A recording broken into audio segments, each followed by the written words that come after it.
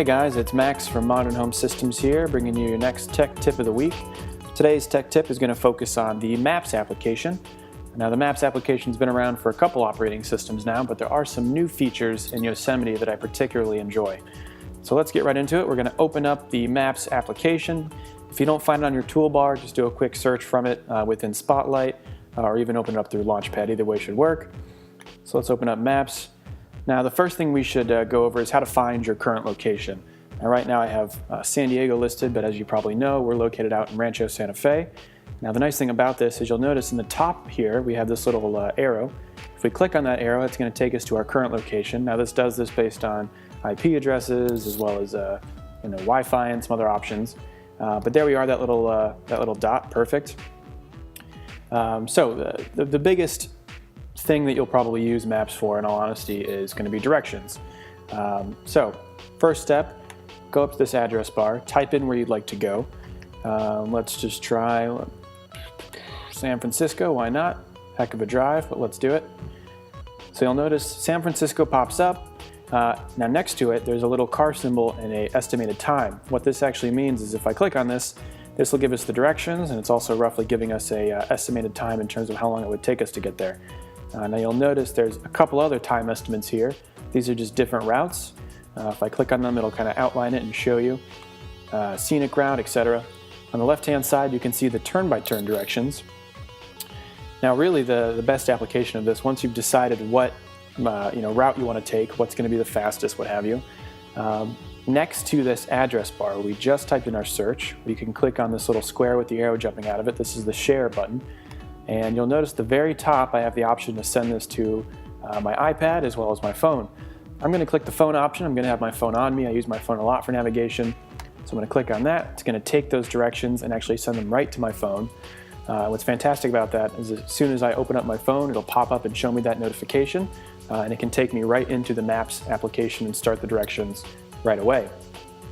So some other pretty nifty tricks that you can do within the Maps application is also the satellite view. So if I close this out here, let's just do San Francisco again, and we'll get rid of directions here. So you'll notice in the top right-hand corner, I have map and satellite. If I click on satellite, just what it sounds like. This allows me to actually go through and see kind of a satellite view of San Francisco in this instance. Now, it's good to keep in mind that these aren't live images. We're not actively viewing what's going on in San Francisco. These are pictures that have been taken over the course of a couple years generally.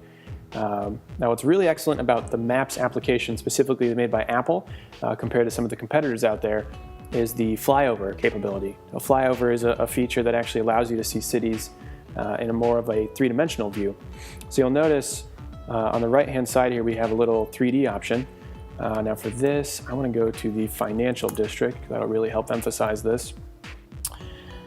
So here we are in the financial district. You can see we can see the tops of buildings, but to really appreciate the skyscrapers in all their glory, we can click on this little 3D button, and you'll notice it will actually allow us to view those skyscrapers. You can also rotate here. So pretty incredible. See the Golden Gate Bridge. Not in the background. That's definitely not the Golden Gate Bridge. Let's see, Golden Gate Bridge is over here. As you can see, I'm quite familiar with San Francisco. Pretty nifty. If you have a trackpad at home, you can take two fingers and almost as if you're spinning a dial, that allows you to rotate. And then one of the last features I'm going to show you real quick, certain cities, San Francisco being one of them, how convenient, have this thing called Flyover Tour. Now, Flyover Tour basically allows you to take a virtual tour of these certain cities. I think San Francisco is one, the One Infinite Loop, Apple's headquarters, is another place you can take a tour of. Alcatraz works. New York City and some other major cities, I think Paris, I believe Hong Kong. But anyway, if we click on tour here, and to get this to pop up, by the way, all you have to do is just click on the name, and then you'll get the tour option.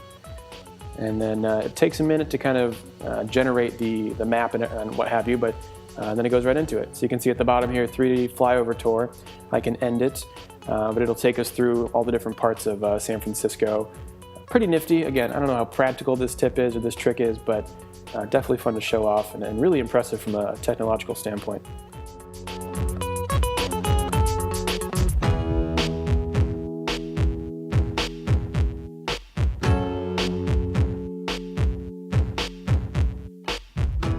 All right, guys, that's going to do it for today's Tech Tip of the Week. Feel free to stop in store and say hi to us in person, or even give us a call at 858-756-5606. Have a good one.